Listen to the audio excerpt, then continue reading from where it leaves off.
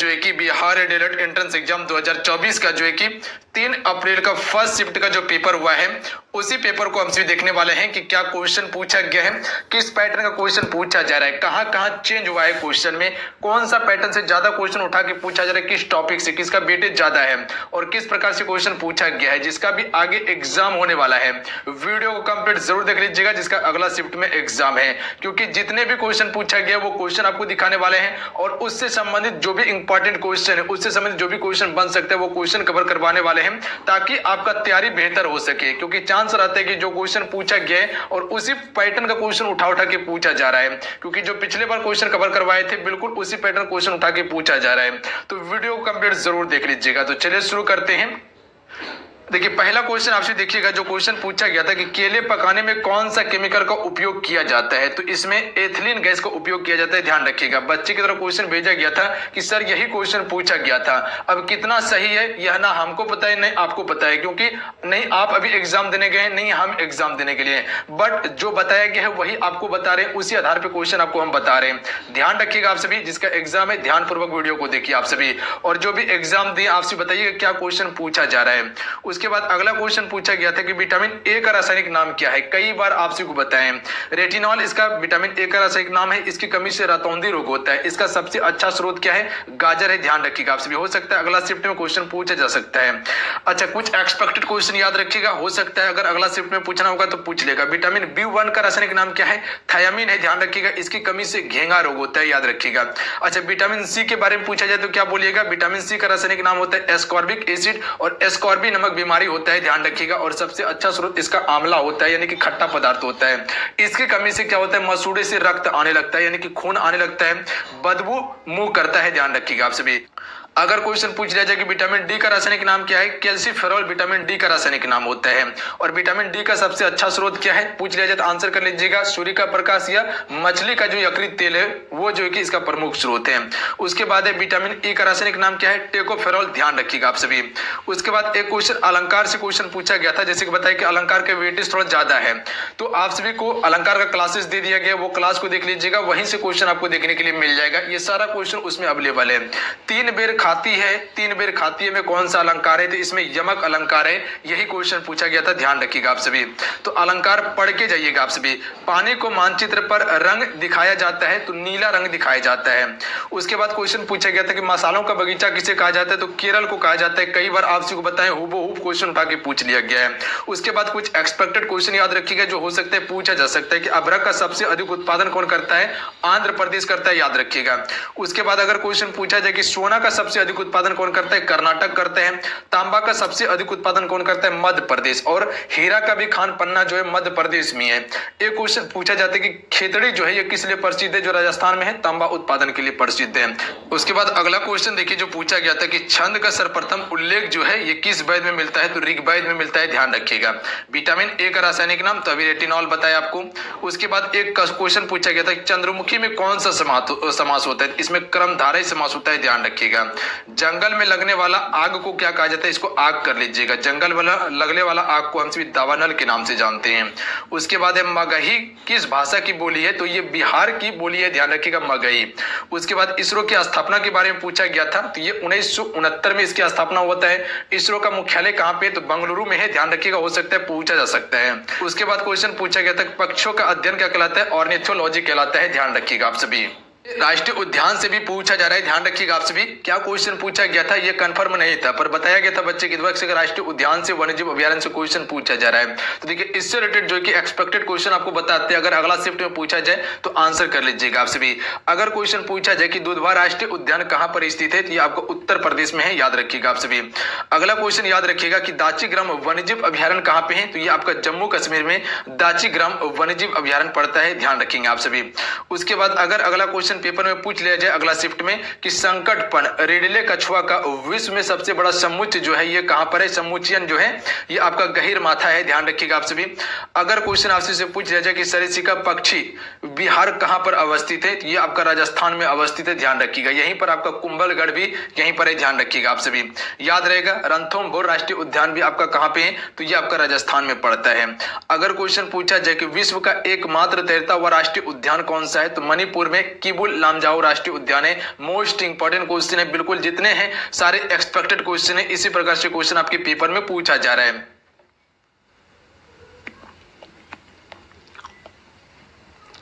जितने भी क्वेश्चन है मोस्ट एक्सपेक्टेड क्वेश्चन है, इसी प्रकार से क्वेश्चन पूछा जा रहा है पेपर में, तो याद जरूर कर लीजिएगा, जिसका भी अगला शिफ्ट में एग्जाम होने वाला है।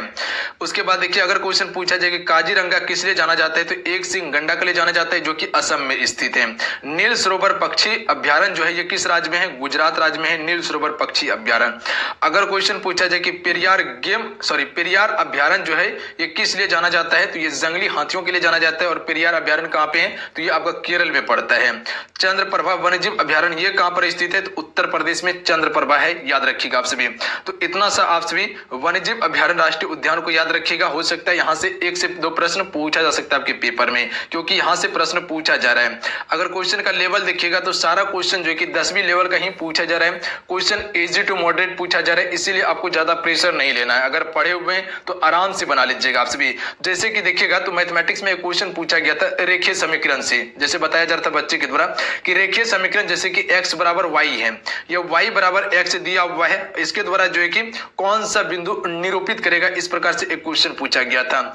उसी प्रकार से जो है कि आपका ट्रिगोमेट्री में क्वेश्चन पूछा गया था कि जैसे 1 है उसके बाद 10 दिया हुआ है, 10 स्क्वायर 60 थीटा, उसके बाद जो है कि बटा आपका 1 प्लस 10 स्क्वायर आपका 60 डिग्री थीटा, उसके बाद जो है कि आपका बराबर कॉस, और एक्स का मान यहां पर ज्ञात करने के लिए कहा गया था। इस प्रकार से कुछ क्वेश्चन आपके पेपर में पूछा गया था, बट उतना कंफर्म नहीं है कि बताया जा रहा था कि इसी प्रकार से क्वेश्चन आपके पेपर में पूछा जा रहा है। बिल्कुल अगर फार्मूला याद है तो बिल्कुल आराम से क्वेश्चन को बना लीजिएगा आप सभी।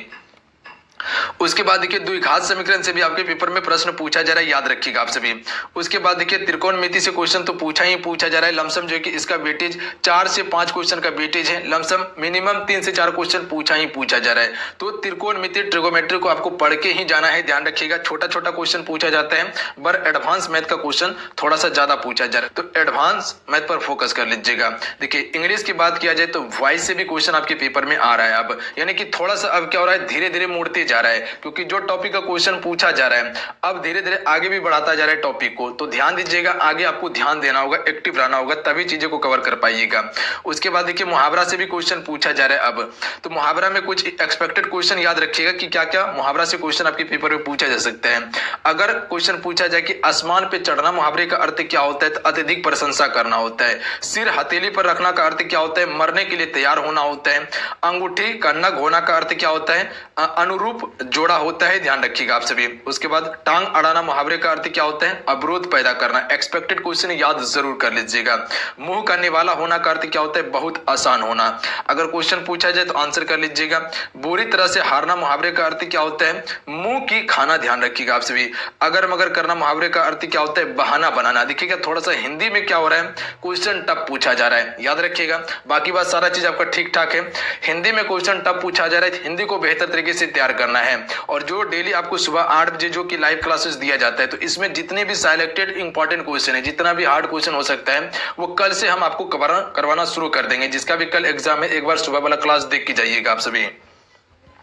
और बाकी बात ये सभी आप याद रखिएगा। उसके बाद रीजनिंग में देखिएगा तो कोडिंग डिकोडिंग से क्वेश्चन पूछा जा रहा है। जो आप सभी अल्फाबेट सीरीज का क्वेश्चन देखते हैं, वहां से क्वेश्चन पूछा जा रहा है, ध्यान रखिएगा आप सभी। इसको आप सभी एक बार जरूर देख के जाइएगा। 1 से 2, 2 से 3 क्वेश्चन कोडिंग डिकोडिंग से पूछा ही पूछा जा रहा है। एनालॉग से क्वेश्चन आपका आ रहा है, ध्यान रखिएगा। और कन्फ्यूजन वाला क्वेश्चन एनालॉग में आ रहा है, तो इसको थोड़ा सा गौर करके जाइएगा आप सभी, पढ़ लीजिएगा एनालॉग को। उसके बाद देख लीजिएगा विलोम शब्द से भी क्वेश्चन पूछा जा रहा है, तो कुछ एक्सपेक्टेड विलोम शब्द का क्वेश्चन याद रख लीजिएगा। विस्तार का विलोम क्या होता है, संक्षिप्त होता है, याद रखिएगा। अगर क्वेश्चन पूछा जाए तो आंसर कर लीजिएगा। दयालु का विलोम शब्द क्या होता है, निर्दय होता है। अगर अगला शिफ्ट में क्वेश्चन पूछ लिया जाए कि संत का विलोम क्या होता है, तो गृहस्थी होता है। अगर क्वेश्चन पूछा जाए कि उदत का विलोम क्या होता है, तो सौम्य उदत का विलोम होता है। अस्थावर का विलोम क्या होता है, जंगम होता है। गमन का विलोम क्या होता है, आगमन होता है, याद रखिएगा। अगर क्वेश्चन पूछा जाए कि चिरंतन का विलोम क्या होता है, तो चिरंतन का विलोम नश्वर होता है, याद रखिएगा। तो ये कुछ सिलेक्टेड विलोम शब्द हैं जिसको याद करके आपको आपको जाना है। उसके बाद देख लीजिएगा मैथ में बात किया जाए तो माध्य और बहुलक से क्वेश्चन आ ही रहा है, माध्य माध्य का बहुलक से, तो ये मोस्ट इंपॉर्टेंट टॉपिक है जो आपको पढ़ के जाना है, ध्यान रखिएगा, यहाँ से क्वेश्चन हर शिफ्ट में आ ही रहा है। गणित में बात किया जाए तो करीब करीब चैप्टर को छू रहा है जिसमें कि ज्यादातर एडवांस मैथ है। उसके बाद जो है कि अर्थमेटिक में आप नंबर सिस्टम को ले लीजिएगा, चक्रवृद्धि ब्याज और उसके बाद साधारण ब्याज को लेके चलिएगा और उसके बाद प्रतिशत को ले लीजिएगा आप सभी। उसके बाद देखिए परमय संख्या से भी क्वेश्चन आपके पेपर में पूछा जा रहा है, ध्यान रखिएगा आप सभी। जैसे कि एक क्वेश्चन शायद पूछा गया था जो बताया गया था बच्चे के द्वारा 1 से 0 है तो किस अक्षर को निर्देशित करेगा, तो इस प्रकार से कुछ क्वेश्चन पूछा गया था, छोटा छोटा क्वेश्चन है, बिल्कुल आराम से बना लीजिएगा अगर पढ़ के जाइएगा तो। द्विघात समीकरण में जो क्वेश्चन पूछा जा रहा है वो इस प्रकार से क्वेश्चन पूछा जा रहा है जैसे कि p है x² माइनस क्यू एक्स दिया हुआ है, उसके बाद प्लस r बराबर 0 दिया हुआ है, तो इसके मूल्यों का योग और गुणनफल ज्ञात करने के लिए बताया जा रहा है। तो इस प्रकार से भी कुछ क्वेश्चन आपके पेपर में पूछा गया है। उसके बाद देख लीजिएगा बहुपद से क्वेश्चन पूछ जा रहा है, पढ़ के जाइएगा आप सभी। अभाज्य संख्या से क्वेश्चन पूछा जा रहा है, इसको भी पढ़ के जाइएगा। त्रिकोणमिति से क्वेश्चन आ रहा है। उसके बाद प्रतिशत से क्वेश्चन पूछा जा रहा है, लाभ हानि से भी क्वेश्चन पूछा जा रहा है। जैसे कि कह सकते हैं कि लाभ हानि में क्वेश्चन किस प्रकार से रहता है कि कह सकते हैं कि अगर कोई भी चीज 100 रुपया का था, इस पे 20% का लाभ कमाना है तो इसे कितना में बेचा जाएगा, तो इस प्रकार से क्वेश्चन आपके पेपर में पूछा जा रहा है। अन्यथा एक क्वेश्चन जो पूछा गया था जो बच्चे द्वारा बताया जा रहा था कि एक फुटकर विक्रेता है जो कि कह सकते हैं कि एक वस्तु को 40 रुपया का था और उसे 36 रुपये में बेच दिया गया है तो कितना हानि होगा, तो इस प्रकार से कुछ क्वेश्चन आपके पेपर में पूछा जा रहा है। उसके बाद क्षेत्रमिति से क्वेश्चन पूछा जा रहा है जिसमें कि कह सकते हैं कि वृत्त हो गया, अर्धगोला हो गया, ज्यादातर जो है आपका कह सकते हैं कि त्रिकोणमिति से क्वेश्चन आपका आ रहा है, तो त्रिकोणमिति को पढ़ के जाइएगा आप सभी। समकोण त्रिभुज से भी क्वेश्चन आ रहा है आपका, त्रिभुज जो होता है उससे क्वेश्चन है। समीकरण से क्वेश्चन पूछा जा रहा है, साधारण ब्याज से भी क्वेश्चन है, चक्रवृद्धि ब्याज से भी क्वेश्चन है। अर्थमेटिक में थोड़ा वेटेज कम है पर एडवांस का वेटेज थोड़ा ज्यादा है। अलंकार से सबसे ज्यादा क्वेश्चन है, 2 से 3 क्वेश्चन हर शिफ्ट में देखने के लिए मिल रहा है। तो अलंकार के लिए तो आपको बता दिए कि 50 क्वेश्चन का एक सेट हम आपको दे दिए हैं जो कि चैनल पे अवेलेबल है, जाके देख लीजिएगा आप सभी। अगर इतना कर लीजिएगा अलंकार में तो समझ लीजिए यहीं से क्वेश्चन आपको देखने के लिए मिल जाएगा। प्लस में अलंकार को कैसे पहचानना है ये भी आपको बता दिया गया है, तो वो जरूर देख लीजिएगा। प्लस में जो मॉर्निंग में क्लासेस आपका होता है उसमें पर डे आपको 8 बजे हम सारा सिलेक्टेड क्वेश्चन कवर करवाते हैं, तो वो क्लास को जरूर कवर किया कीजिए।